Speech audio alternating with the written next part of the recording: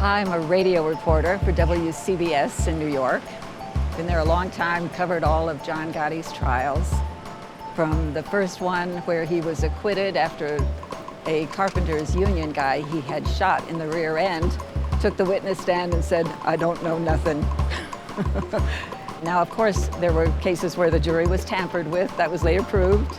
The jury was intimidated. The jury was not going to find the Dapper Don guilty. No way, no how.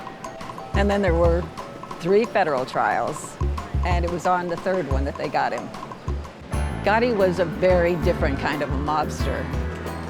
Gone are the days of Carlo Gambino, who was a very well-dressed but quiet, low-key businessman type. Vinny the Chin Gigante, who would stroll the streets in his bathrobe and slippers, muttering to himself. He stayed out of prison for decades with this crazy act. Then came Gotti, swashbuckling, flashy, bold and arrogant, right out here in the street, perfecting his walk and talks. That was the way he did mob business, out on the street where the FBI couldn't bug him. And he was literally daring the FBI. It was as if he said, "Come and get me. Look, even reporters can find me." You know, and we'd be thrusting a mic in his face just to get a little smile and a no comment.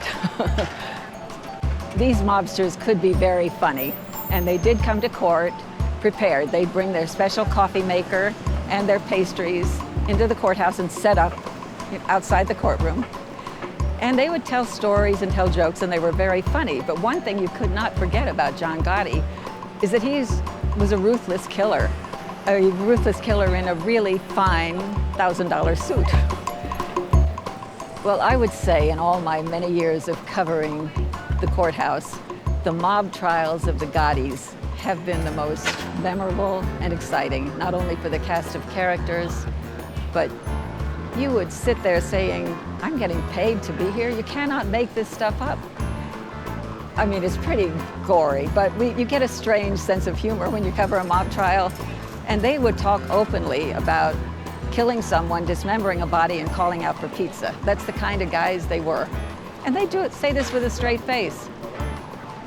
There were just so many stories, and the description of the Paul Castellano murder, mowing him down right on 42nd Street at Christmas time with crowds walking by. They thought they were untouchable, invincible, especially John Gotti. The Teflon Don, until he wasn't anymore.